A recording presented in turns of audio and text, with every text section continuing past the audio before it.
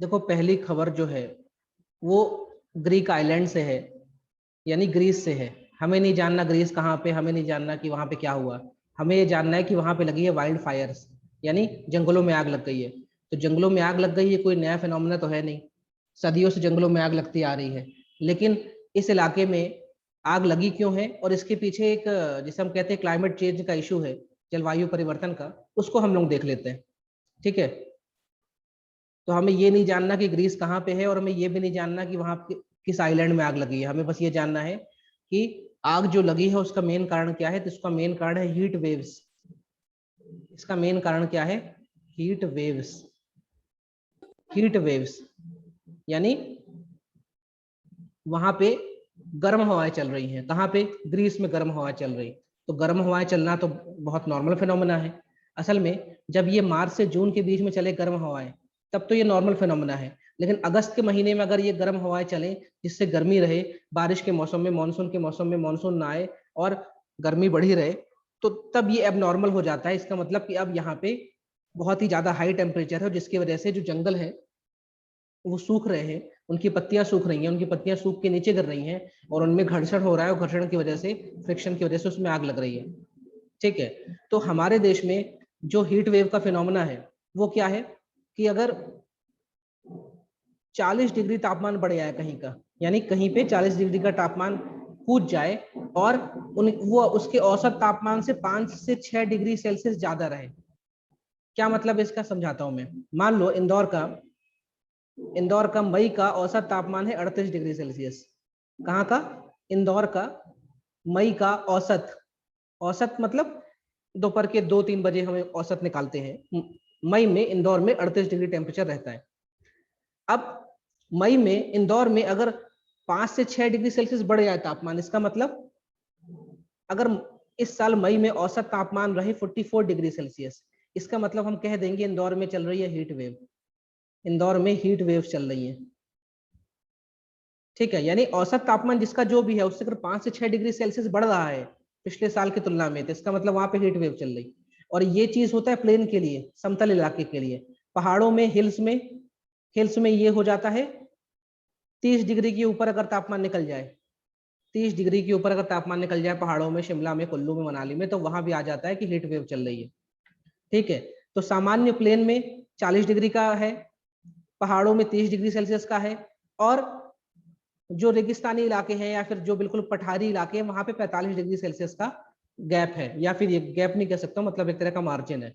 तो आपको बस ये जानना है कि सरकार जब हीट वेव की घोषणा करती है हमारे देश में, तो उसके पास क्या पैमाने हैं कि भाई औसत तापमान 5 से 6 डिग्री सेल्सियस बढ़ रहा है, और सामान्य यानी प्लेन एरिया में 40 डिग्री तापमान कूद गया, पहाड़ों में 30 डिग्री तापमान कूद गया, और जो प्लेट्यूस एरिया है वहां पे 45 डिग्री का तापमान कूद गया। जैसे राजस्थान की बात कर ले या फिर महाराष्ट्र, विदर्भ की बात कर ले, तो वहां 45 का तापमान कूद गया और औसत तापमान 5 से 6 डिग्री सेल्सियस बढ़ गया, तो हम सरकार बोल देती है हीट वेव्स आई है। और ये कौन जानकारी निकालता है? जो हमारा मौसम विज्ञान है, वो चेतावनी जारी करता है कि हीट वेव्स चल रही है, गर्म हवाएं चल रही हैं, घर से बाहर मत निकले, पानी लेके निकले, नहीं तो आपको ब्रेन स्ट्रोक हो सकता है, आपको डिहाइड्रेशन हो सकता है, आप मर सकते हैं।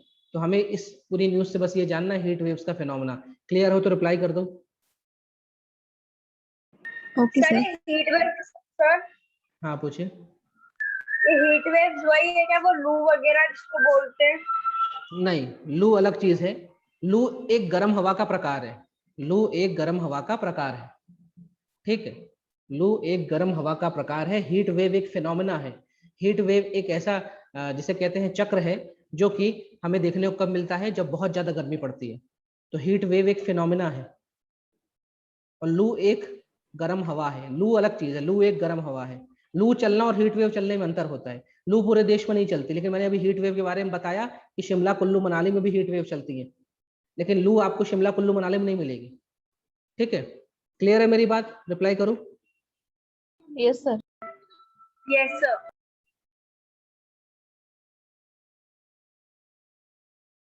अब ये दिल्ली हाई कोर्ट ने एक फैसला दिया कि भैया जो गोद लेने का अधिकार है वो किसी धर्म विशेष के पास नहीं है। ऐसा नहीं है कि कोई धर्म विशेष का व्यक्ति गोद ले ले और कोई व्यक्ति ना ले पाए। असल में सब चल के आ रहा है, ये मैं समझाता हूँ आपको।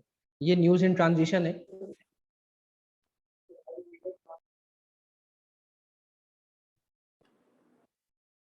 देखिए हमारे देश में जो कानून है, जो भी कानून है उसके दो आयाम है। एक कानून है सिविल मैटर का, एक कानून है क्रिमिनल मैटर का। क्रिमिनल मैटर का, क्रिमिनल मैटर मतलब आपने अपराध किया, आपने किसी का मर्डर किया, आपने चोरी चमारी की, तो आप हिंदू हो, मुसलमान हो, सिख हो, ईसाई हो, आपके लिए तो जो भी क्रिमिनल लॉ है वो तो यूनिफॉर्म है, यानी सबको बराबर सजा मिलेगी। लेकिन जो सब सिविल लॉ की बात आती है, सिविल लॉ की, तो ये अलग अलग है। हिंदू के लिए सिविल कोड अलग है, मुस्लिम के लिए अलग है, क्रिश्चियन के लिए अलग है। यानी जो सिविल लॉ है वो अलग अलग धर्मों के हिसाब से अलग अलग है। अब ये जो सिविल लॉ है, यानी सामान्य, इसको सिविल को हिंदी में सिविल ही कहते हैं शायद, है ना। अब इस सिविल लॉ के अंदर बहुत सारी चीज आती हैं। जैसे इस सिविल लॉ के अंदर आती है शादी, इस सिविल लॉ के अंदर आती है जिसे कहते हैं बंटवारा। ठीक है, इस सिविल लॉ के अंदर आता है अडॉप्शन, यानी गोद लेने का अधिकार। ठीक है, इस सिविल लॉ के अंदर आता है वसीयत संपत्ति। तो ये अलग अलग है भाई। हिंदू में शादी की अलग विधि है, भाई फेरे लेते हैं। मुसलमानों में शादी की अलग विधि है। ठीक है, ये बंटवारा जैसे हिंदू में होता है कि भैया अमूमन ऐसा होता था कि भाई घर की संपत्ति बेटों को ही मिलेगी, बेटियों को नहीं मिलती थी। लेकिन अभी 2019 में सुप्रीम कोर्ट ने कहा नहीं, बेटा बेटी सब बराबर है। लेकिन मुस्लिमों में ऐसा नहीं है। मुस्लिमों में शादी जो होती है तो वहाँ लड़के वालों को पैसा देते हैं, इसे मेहर कहते हैं। हिंदुओं में शादी में लड़का वाला लेता है लड़की वाले से, दहेज कहते हैं मोटे तौर पे। मतलब इसमें बहुत सारे चेंजेस हैं, बहुत सारे इसमें जिसे कहते हैं एबनॉर्मलिटीज हैं। अलग अलग धर्म के हिसाब से शादी भी अलग होती है, बंटवारा भी अलग होता है, गोद लेने की प्रक्रिया भी अलग है, वसीयतनामा भी अलग बनता है। तो हमारे देश में जो सिविल लॉ है, सिविल लॉ ये अलग अलग है, ये अलग अलग है। क्रिमिनल लॉ हमारे देश का समान है।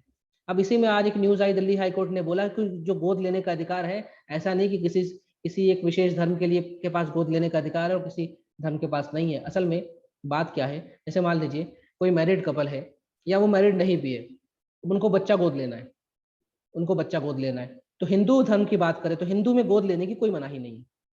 लेकिन अगर मुस्लिम धर्म की बात करें, पारसी धर्म की बात करें, क्रिश्चियन धर्म की बात करें, तो हमारे देश का जो सिविल लॉ है वो मुस्लिम, पारसी, क्रिश्चियन को गोद लेने का अधिकार नहीं देता।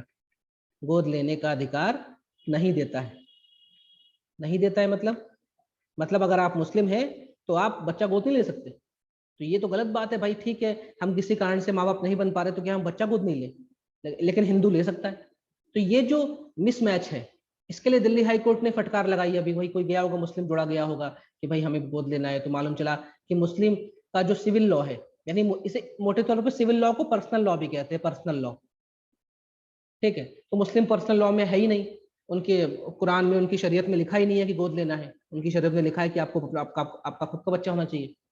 तो भाई इस तरह के बहुत सारे केस हमारे समाज में, हमारे कोर्ट के पास आते रहते हैं। इसीलिए तो आजकल बात चल रही यूनिफॉर्म सिविल कोड की। यानी आर्टिकल 44 कहता है कि अगर सरकार चाहे तो क्या क्या कर दे, यूनिफॉर्म सिविल कोड ला दे। यूनिफॉर्म सिविल कोड मतलब ये सिविल, ये वाला सिविल पर्सनल, कि जो पर्सनल लॉ है सारे धर्म का एक क्यों नहीं कर देते यार। क्रिमिनल लॉ तो एक ही है, मुस्लिम ने किसी का मर्डर किया, हिंदू ने किया, सजा सबको बराबर मिलेगी। मुस्लिम ने बटुआ चोरी किया, हिंदू ने किया, सजा बराबर मिलेगी। लेकिन पर्सनल लॉ अभी अलग अलग है। इसलिए आर्टिकल 44 डीपीएसपी में डाला है और उसने कहा अगर सरकार को लगता है तो कभी इसको फंडामेंटल राइट बना देगी। और यहाँ पे जो यूनिफॉर्म मतलब सभी धर्म के लिए ये शादी, बंटवारा, गोद, वसीयत भी बराबर हो जाए। तो अभी जैसा कि मैंने बताया, हिंदू धर्म में ऐसा कोई दिक्कत नहीं है, लेकिन मुस्लिम, ईसाई, पारसी धर्म में ऐसा है कि भाई गोद लेने का अधिकार आपके पास नहीं है। तो क्या ये लोग बच्चा गोद नहीं ले सकते? क्या ये लोग माँ बाप नहीं बन सकते? इसके लिए कई बार विवाद होता रहता है, कोर्ट जाते रहते हैं, कोर्ट अपनी पेशकश देता रहता है। लेकिन इन सबका हल जो है, उन सबका हल यही है, uniform civil code. Uniform civil code हो जाए बस। यूनिफॉर्म क्रिमिनल कोड है मेरे पास, यानी हमारे पास अपराध का कानून सबके लिए बराबर, लेकिन जो पर्सनल कानून है वो बराबर नहीं है। मेरी बात क्लियर हो रही तो रिप्लाई करो। Yes sir. Yes sir. तो ये दिल्ली हाई कोर्ट ने किसी फैसले में ये बात कही है। अब जो बात कही है वो आप समझ गए हैं कि भैया इसमें क्या लिखा है कि adoption not limited by religion, मतलब गोद लेने का अधिकार किसी धर्म विशेष के लिए लिमिटेड नहीं होना चाहिए कि हिंदू वाले गोद ले ले और बाकी धर्म वाले नहीं ले लें। ठीक है, ये सारी बातें हैं। और हमारे देश में अगर आपको बच्चा गोद लेना है तो उसके लिए एक अथॉरिटी है जिसका नाम है कारा। इसका नाम बहुत इंपॉर्टेंट है, कारा। कारा का फुल फॉर्म है सेंट्रल एडॉप्शन रिसोर्स अथॉरिटी। मतलब ऐसा नहीं कि आप मुंह उठा के किसी के बच्चे को गोद ले लें। अगर आपको अनाथालय से भी बच्चा गोद लेना है तो अल्टीमेट अथॉरिटी कारा ही है। कारा एनओसी जारी करता है कि हाँ ये जो व्यक्ति है, जैसे मान लीजिए मुझे बच्चा गोद लेना है तो मुझे प्रूफ करना पड़ेगा कि मैं बच्चा गोद लेना क्यों चाहता हूँ। उसके बहुत सारी फॉर्मेलिटीज होती हैं। और अल्टीमेट जो अथॉरिटी मेरे देश में है उसका नाम है कारा। इसका फुल फॉर्म ध्यान रखना, सेंट्रल एडॉप्शन रिसोर्स अथॉरिटी। और आपको देश के अंदर बच्चा गोद लेना है, या फिर मान लो आप अमेरिका के नागरिक हैं, या मैं अमेरिका में रहता हूँ, मैं भारत आया बच्चा गोद लेने, तो अगर मुझे बच्चा यहाँ से विदेश भी ले जाना है तो मुझे कारा से ही परमिशन लेनी पड़ेगी। कारा से ही परमिशन लेनी पड़ेगी। तो कारा जो है किसके अंडर में काम करती है? मिनिस्ट्री ऑफ होम अफेयर्स के अंडर में काम करती है कारा। और ये अपने आप में ऑटोनोमस बॉडी है और हमारे देश की सबसे बड़ी संस्था है और सबसे इंपॉर्टेंट संस्था है, जो कि देश में अडॉप्शन वाले जो भी कानून है उसको गवर्न करती है और बच्चों का अडॉप्शन को सुलभ बनाती है और सही बनाती है। क्लियर हो रही है मेरी बात? रिप्लाई करो। Yes sir.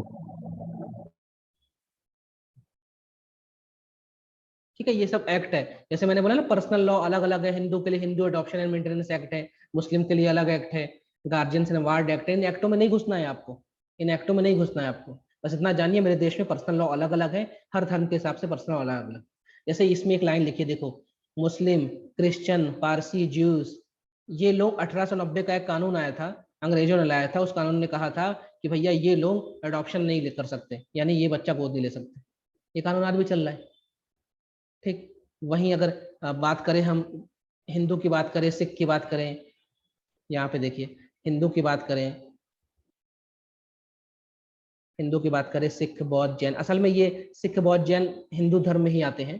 तो इन लोगों के लिए एक एक्ट है 1956 का, Hindu adoption and maintenance act, हामा। इसके तहत हम लोग गोद ले सकते हैं, लेकिन बाकी लोग नहीं ले सकते। 18। तो इसमें ज्यादा घुसना नहीं है अभी, क्योंकि हो सकता है 2-4 महीने में ये सब इतिहास हो जाए और दिल्ली सरकार यूनिफॉर्म सिविल कोड ला दे। क्योंकि बीजेपी सरकार का 3 वादा था हमेशा से। पहला कि राम मंदिर बनाएंगे, जो कि बन रहा है। दूसरा, 370 हटाएंगे, जो कि हट गई। और तीसरा, इनका हमेशा से वादा रहा है कि हम आर्टिकल ये जो 44 है इसको हम यूनिफॉर्म मतलब लाएंगे। जो हमारा आर्टिकल 44 है यूनिफॉर्म सिविल कोड, ये हम लाएंगे। तो बीजेपी के पास अब सिर्फ यही बचा हुआ है, और बीजेपी बहुमत में है, राज्यों में भी इसके पास सरकारें हैं। तो हो सकता है ये सारी चीज कभी पढ़ने ना पड़े, 2-5 महीने में सब गायब हो जाए। बस इतना भी जान लो कि हमारे देश में अलग अलग धर्मों के पास अलग अलग अधिकार है, पर्सनल लॉ अलग अलग है। और इसी पर्सनल लॉ को एक करने के लिए तो आर्टिकल 44 संविधान में डला हुआ था। लेकिन ये भी डीपीएसपी का पार्ट है, मतलब राज्य चाहे तो करे, राज्य चाहे तो ना करे। तो इसके लिए सुप्रीम कोर्ट दौड़ नहीं सकता या हाई कोर्ट के साथ ये करवाओ। चलिए अगली न्यूज में रिप्लाई कर दो।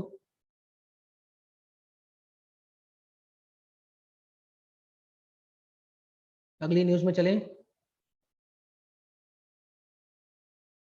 मेरी आवाज आ रही है?